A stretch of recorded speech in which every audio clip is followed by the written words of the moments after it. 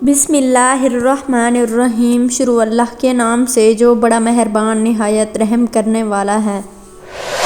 اللہ تعالیٰ نے قرآن پاک کی سورۃ مومنون میں ارشاد فرمایا ہے، اور کیا تم یہ خیال کرتے ہو کہ ہم نے تجھے بیکار پیدا کیا اور تمہیں ہماری طرف لوٹ کر نہیں آنا؟ آپ جانتے ہیں کہ جس طرح دنیا کے اندر ہم جی رہے ہیں یہ ایک دھوکہ ہے، اور یہ دلکش نظر آنے والی دنیا ہماری آنکھوں پر ڈالا ہوا ایک پردہ ہے۔ اس پردے کے پیچھے کا منظر بہت ہی خوفناک اور ہیبت ناک ہے۔ جب انسان مر جاتا ہے تو اس وقت انسان کی آنکھوں سے یہ پردہ ہٹ جاتا ہے۔ تب مرنے والا انسان ایک نئی دنیا کو دیکھتا ہے جو اس کی حقیقی اور اصل دنیا ہوتی ہے۔ اس بات کے اندر کوئی شک نہیں کہ ہر انسان کو اس خوبصورت نظر آنے والی دنیا کو چھوڑ کر اپنی حقیقی دنیا کی طرف ضرور جانا ہے۔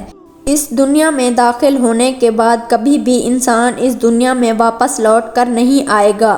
جب انسان کی موت کا وقت قریب آ جاتا ہے تو مرنے سے 40 دن پہلے انسان کے ساتھ کیا ہوتا ہے؟ مرنے سے 40 دن پہلے فرشتے اس مرنے والے انسان کے بارے میں کیا کہتے ہیں، اور آسمان پر انسان کی موت کا فیصلہ کس طرح کیا جاتا ہے، اور روح نکالنے والے فرشتے انسان کے پاس آ کر کیا کہتے ہیں؟ ان تمام تر سوالات کے جوابات قرآن و حدیث کی روشنی میں آج کی اس ویڈیو میں ہم آپ کو بتائیں گے۔ اللہ تعالیٰ نے قرآن پاک میں انسان کی تخلیق کا مقصد بیان فرما دیا ہے کہ ہم نے انسان کو صرف اور صرف اپنی عبادت کے لیے پیدا کیا، اور ساتھ ہی اللہ تعالیٰ نے انسان کی موت کی گھنٹی بھی بجا دی کہ ہر انسان کو مرنے کے بعد ہماری طرف لوٹ کر ضرور آنا ہے اور اپنے اعمال کا بدلہ لینا ہے۔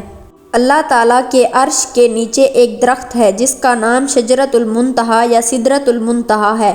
یہ درخت کتنا بڑا ہے اس کا اندازہ اس بات سے بخوبی لگایا جا سکتا ہے کہ اللہ تعالیٰ نے اس کائنات کے اندر انسانوں اور جنات کے علاوہ جتنی بھی مخلوقات کو پیدا کیا ہے اس کی تعداد کے برابر ہے، اور ان کی گنتی کے برابر اس درخت کے پتے ہیں، اور ہر ایک پتے پر ہر ایک انسان اور جاندار کا نام تحریر ہے۔ روایات میں آتا ہے کہ جب انسان کی موت کا وقت قریب آتا ہے اور اس کی عمر ختم ہو جاتی ہے اور انسان کی موت واقع ہونے میں 40 دن باقی رہ جاتے ہیں تو اس وقت حضرت عزرائیل علیہ السلام کے سامنے اس درخت کا ایک پتا گر جاتا ہے۔ اس پتے پر اس بندے کا نام تحریر ہوتا ہے جس کی موت واقع ہونے والی ہوتی ہے۔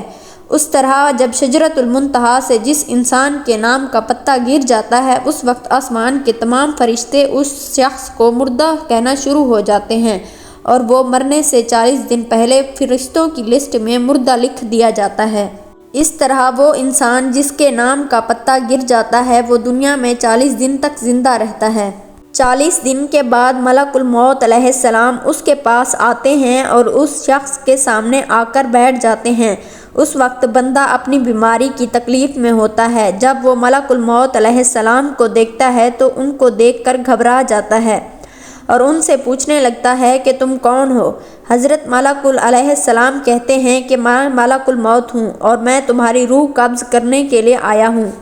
ملک الموت علیہ السلام کی یہ بات سن کر وہ مرنے والا شخص اپنے منہ کو پھیر لیتا ہے اور اس وقت اس کی آنکھیں پھترا جاتی ہیں۔ اس وقت ملک الموت علیہ السلام اس مرنے والے شخص سے فرماتے ہیں کہ کیا تو مجھ کو نہیں جانتا؟ میں وہ ہوں جس نے تیری اولاد کی اور تیرے ماں باپ کی روح کو قبض کیا، اور آج وہ وقت بھی آ گیا جب میں تیری روح کو قبض کروں گا، اور تو دیکھ لے گا اپنی اولاد اور اپنے عزیز و اقارب کو جو تجھ سے پہلے موت کا ذائقہ چکھ چکے ہیں۔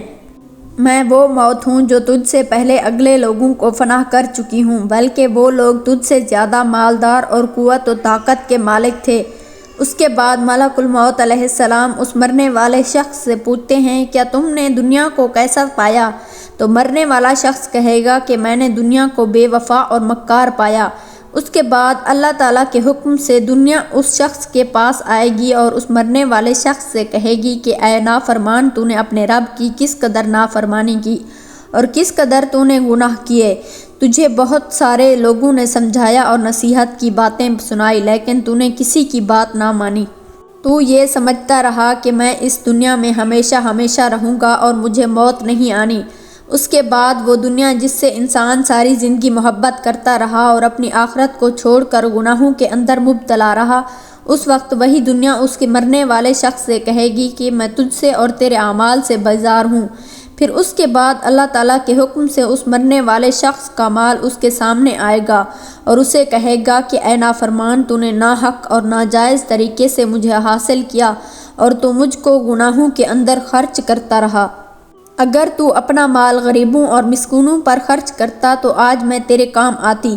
پیارے دوستو، اس کے بعد مرنے والے انسان کی زبان بند ہو جاتی ہے، اور جب مرنے والے انسان کی زبان بند ہو جاتی ہے تو اس کے بعد 4 فرشتے اس کے پاس آتے ہیں اور سلام کرتے ہیں۔ جب پہلا فرشتہ آتا ہے تو مرنے والے شخص کو سلام کرتا ہے، اور سلام کرنے کے بعد اس بندے سے کہتا ہے کہ اے اللہ کے بندے، میں تیری روزی پر موکل فرشتہ ہوں۔ میں نے پوری روئے زمین میں مشرق سے لے کر مغرب تک تیرے رزق کو تلاش کیا، مگر تیری روزی کا ایک بھی لقمہ میں نے کہیں نہیں پایا۔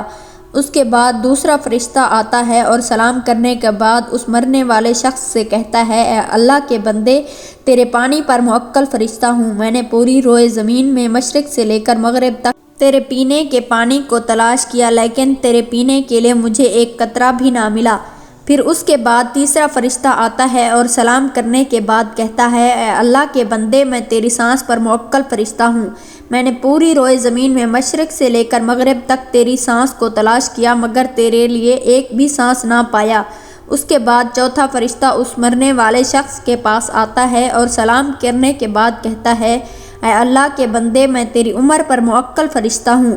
میں نے مشرق سے لے کر مغرب تک تمام روئے زمین کے اندر تیری عمر کو ڈھونڈا، مگر تیری عمر کا ایک بھی حصہ نہ پایا۔ اس کے بعد نامہ اعمال لکھنے والے 2 فرشتے اس مرنے والے شخص کے پاس آتے ہیں اور اس کو اس کا نامہ اعمال دکھاتے ہیں۔ جب مرنے والا شخص اپنے نامہ اعمال کو دیکھتا ہے تو اس وقت میت کی آنکھوں سے آنسو جاری ہو جاتے ہیں، اور وہ مرنے والا شخص اپنے دائیں بائیں دیکھنا شروع ہو جاتا ہے اور اپنا نامہ اعمال پڑھنے سے ڈرتا ہے۔ اس کے بعد ملک الموت علیہ السلام اللہ تعالیٰ کے حکم سے اس شخص کی روح قبض کر لیتے ہیں، اور اس طرح وہ مرنے والا شخص جو اس دنیا کو اپنا سب کچھ سمجھتا رہا، وہ اس دنیا کو چھوڑ کر اپنی حقیقی دنیا میں چلا جاتا ہے۔ اگر تو وہ مرنے والا شخص نیک ہوتا ہے تو اس کی قبر کو جنت کے باغوں میں سے ایک باغ بنا دیا جاتا ہے۔ اگر مرنے والا شخص بد نیک ہو اور اللہ تعالیٰ کا نافرمان ہو تو اس کی قبر کو جہنم کا گڑھا بنا دیا جاتا ہے۔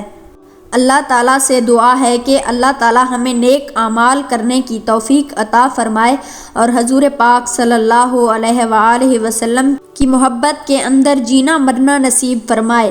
ناظرین محترم، امید کرتے ہیں کہ یہ ویڈیو آپ کو پسند آئی ہوگی۔ مزید اس طرح کی اسلامک ویڈیو دیکھنے کے لیے ہمارے چینل کو سبسکرائب کریں۔ جلد ہی حاضر ہوں گے ایک نئی ویڈیو کے ساتھ، تب تک کے لیے اپنا خیال رکھیے گا۔ اللہ حافظ۔